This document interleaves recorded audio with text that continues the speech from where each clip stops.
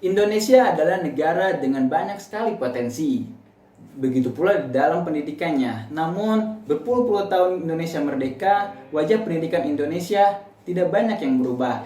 Kali ini kita bakal ngebahas tentang pendidikan dengan seorang yang bakal ngerubah wajah pendidikan Indonesia menjadi lebih baik. Kira-kira siapa orangnya? Cek itu. Oke, kali ini kita kedatangan seorang sosok yang luar biasa yang udah selama 10 tahun lebih mengarungi dunia pendidikan gitu kan untuk mengubah wajah pendidikan di Indonesia. Nah, ini dia ada di sebelah saya, namanya Bang Reza Azhari. Gimana kabarnya, Bang? Alhamdulillah. Waalaikumsalam warahmatullahi wabarakatuh. Pak Asep, damang Pak Asep. Alhamdulillah, damang. Alhamdulillah. Ini boleh lepas masker. Silakan Ini, Pak. Alhamdulillah kita udah pada vaksin semua ya. Iya, udah Pak, vaksin ya. kedua. Siap. Oke, Pak Reza ini udah lama banget ya Pak ya, hampir 10 tahun lebih gitu kan di membangun ALC Indonesia ini gitu kan. Nah, bisa nggak sih Pak Reza kasih kenalin gitu kan, Pak Reza ini siapa sih, terus bangun ALC itu kayak gimana gitu kan? Siap, Pak Asep. Terima kasih sebelumnya Pak Asep, jazakallah khairan atas kesempatannya nih di Asep Podcast. Kebetulan ini pertama kali ya, Pak. Pertama kali saya ini muncul di YouTube gitu ya. Iya. Jadi jujur aja ini agak-agak gugup ya gitu. Tapi ya alhamdulillah karena memang sekarang zamannya serba online dan serba YouTube, ya kita juga insya Allah dengan niat untuk tentu saja berbagi ya hal yang bermanfaat seputar pendidikan dan juga seputar tentunya Olimpiade Science seperti itu. Jadi kalau ALC sebenarnya perjalanannya Pak Asep dari 2011, awalnya itu di Bandung hanya les privat gitu.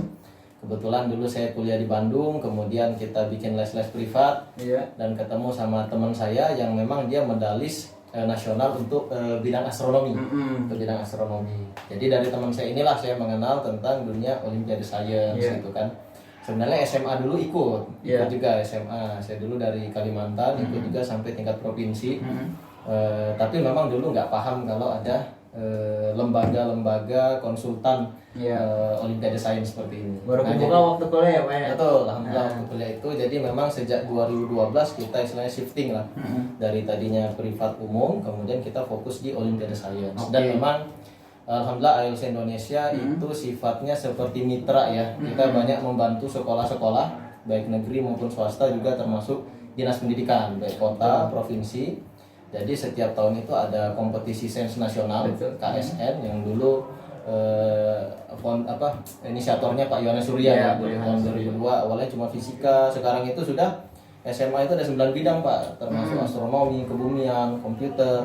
SMP ada 3 bidang dan SD ada 2 bidang. Nah jadi ALC Indonesia itu konsultan untuk mitra ya, mitra untuk meraih prestasi terbaik di Olimpiade Science. Dan sampai saat ini mungkin anak-anak KSN pasti bisa berbangga ya. Iya. Bisa dikatakan KSN itu kompetisi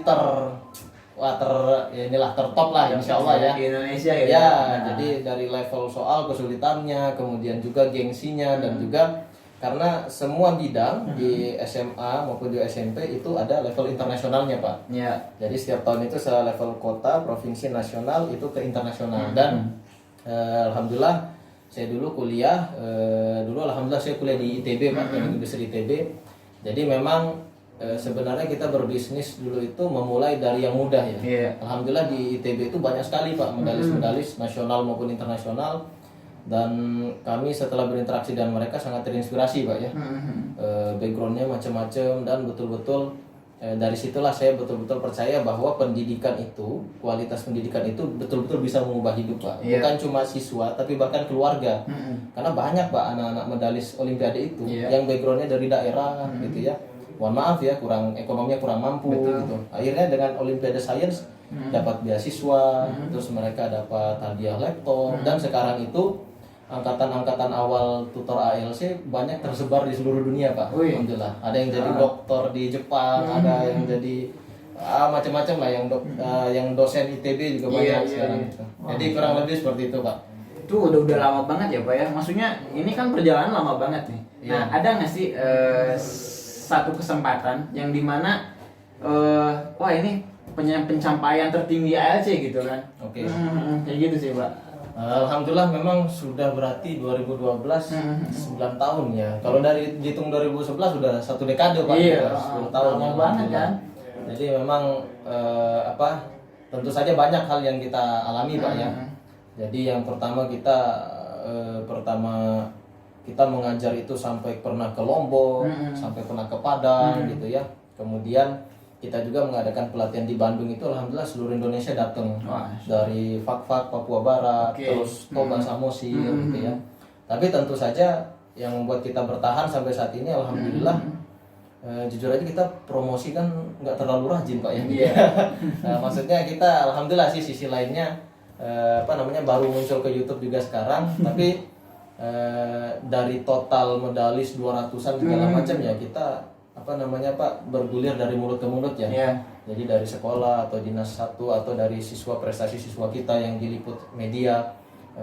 Jadi kita juga mendapatkan promosi secara berantai seperti itu Pak. Nah, kalau prestasinya tentu saja kalau kita bermain di KSN ini tolak ukurnya ya jumlah medalis ya. Jumlah medalis. Dan alhamdulillah saya nggak tahu jumlah persisnya, tapi kalau yang terakhir itu 2019 kita ada alumni kita fisika itu sampai internasional Pak. Dan menariknya beliau ini backgroundnya bukan sekolah negeri gitu ya, tapi sekolah pesantren Pak.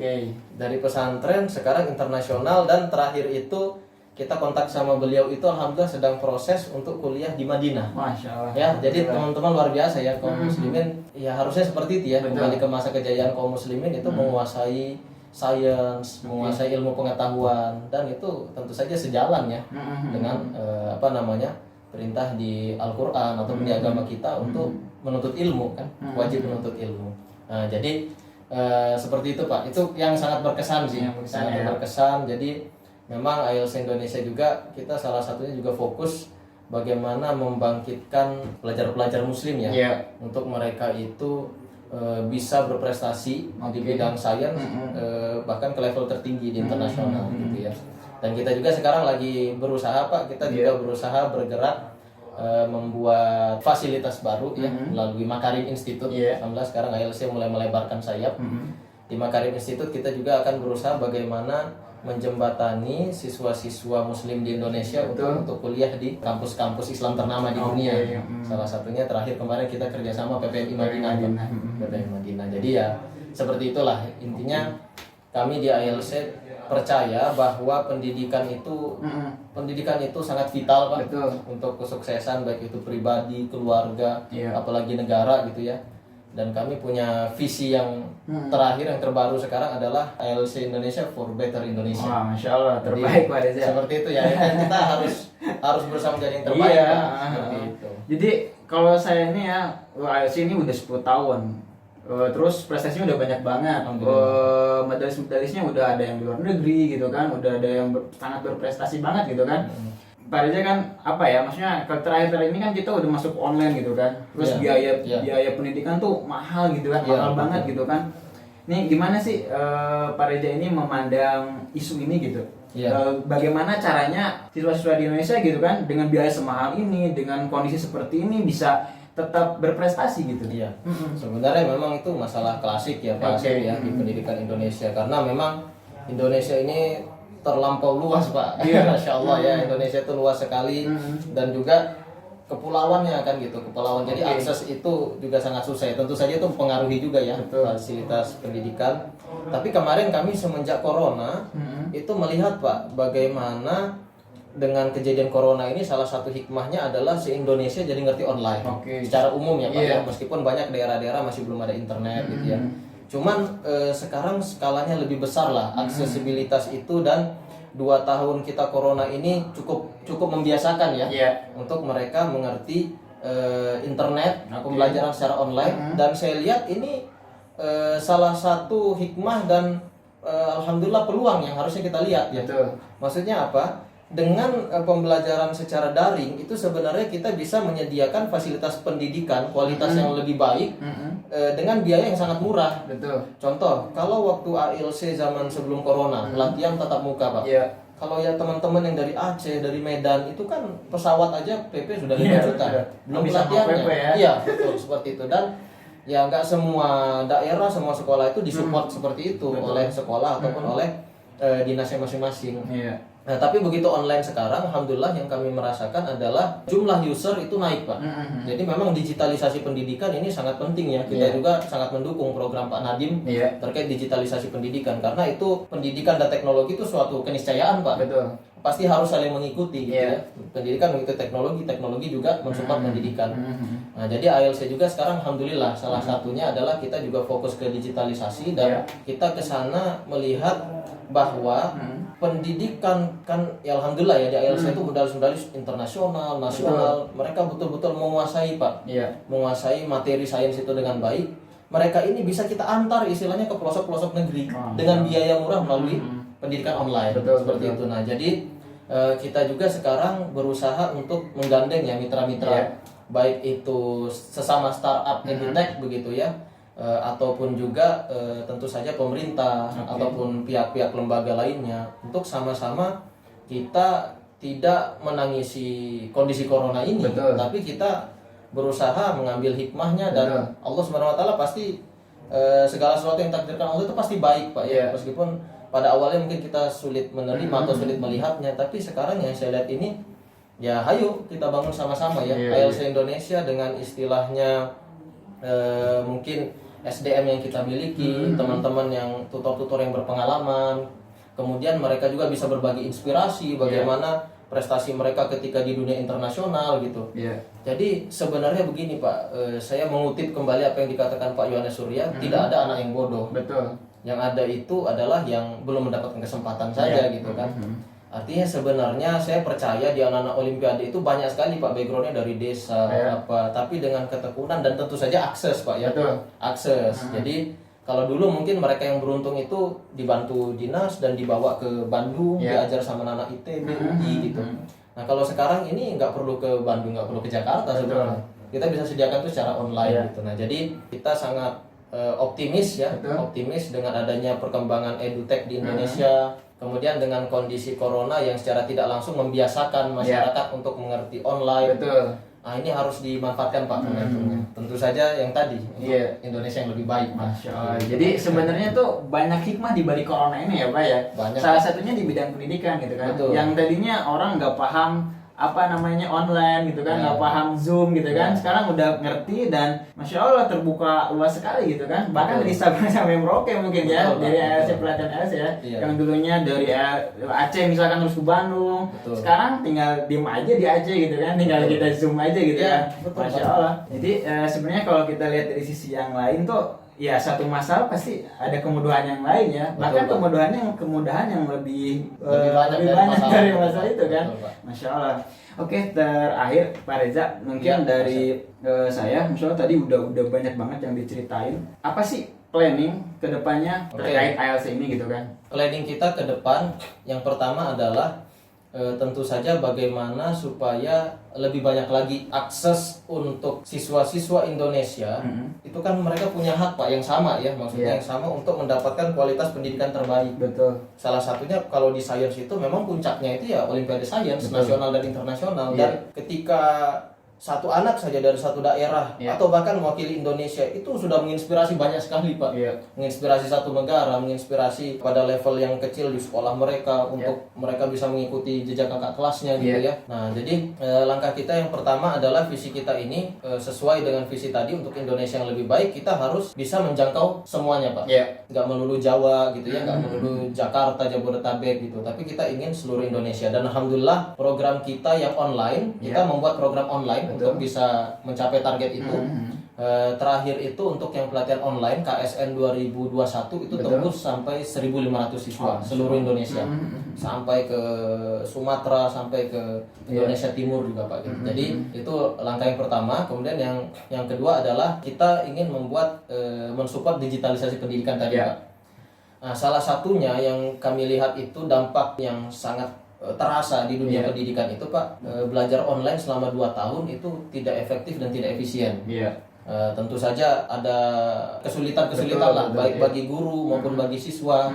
Nah, ini kan bahaya, Pak, kalau menimbulkan, yang berbahaya itu menimbulkan efek bosan, jenuh. gurunya jenuh gitu, Iya. siswanya apalagi tambah jenuh untuk belajar gitu kan. Nah, alhamdulillah kami memperhatikan dan kami juga sudah mencoba. Salah satu yang membuat geliat anak-anak itu belajar dengan semangat maksimal dan semarak se-Indonesia itu adalah kompetisi. Kompetisi ya. Kompetisi sains baik nasional maupun internasional. Nah, ALC kita kemarin juga membuat kompetisi-kompetisi itu dan gratis Pak. Ya, Gitu. oke. Nah, beberapa kali kita adakan gratis. Alhamdulillah sampai 10.000 peserta, 12.000 peserta. Iya. Dan kita ke depan akan mencoba membuat event lomba ini lebih menarik lagi. Oke. Dan lebih bermanfaat lagi untuk siswa. Betul. Caranya gimana? Kita sekarang Pak sedang mencoba membangun kerjasama Ya. dengan edutech lain ataupun dengan kampus-kampus di luar negeri ataupun dengan lembaga-lembaga yang support untuk pendidikan. Oke. Baik melalui dana CSR ataupun pemerintah. Iya. Intinya lomba ini nggak cuma sekedar lomba, Oke. rame-ramean gitu enggak Pak. Tapi soalnya berkualitas, bukan kaleng-kaleng gitu Pak ya. Iya, betul. Kemudian yang kedua adalah fasilitasnya juga menarik Pak. Kita bekerja sama dengan salah satu startup edutech juga. Betul. Kemudian yang kedua hadiahnya dan terutama beasiswanya. Iya. Jadi lomba itu bisa menyambungkan anak-anak ini ke dunia internasional. Oke. Jadi bisa nanti mereka dapat beasiswa atau dapat informasi. Kita kerjasama dengan kampus-kampus yang terbaik di luar negeri untuk ikut sharing di acara tersebut. Oke. Jadi untuk apa Pak sebenarnya kita melakukan itu? Kita supaya semarak Betul. belajar itu tidak berkurang Pak. Iya. Semarak berprestasi itu tidak berkurang dengan kondisi corona ini. Betul. Justru makin rame. Iya. Karena Indonesia itu jadi rame, mereka jadi berlomba gitu Pak ya. Masya Allah, terima kasih banyak Pak Reza. Iya, Pak. Ini Sama-sama. sangat apa ya namanya, sangat luar biasa sekali gitu kan, ALC ini gitu kan. Masya Allah, alhamdulillah, terima kasih ya udah cerita di sini nih, udah mampir ke YouTube kita ya, ke channel YouTube Iya, kita gitu Pak. kan Pak. Iya, Masya Allah, siap. jazakumullah khair, terima kasih banyak Pak. Jazakallahu khairan. Oke teman-teman yang penasaran sama ALC Indonesia, bagaimana sih ALC Indonesia gitu kan, udah selama 10 tahun gitu kan, terus teman-teman mau ngikutin nih, jadi orang ambis gitu kan, jadi anak yang ambis untuk meraih medalis gitu kan, bisa langsung cek di Instagramnya ALC_Indonesia atau langsung di kolom deskripsi ya, nanti kita bakal ada nomornya, langsung bisa dihubungin dan sampai jumpa.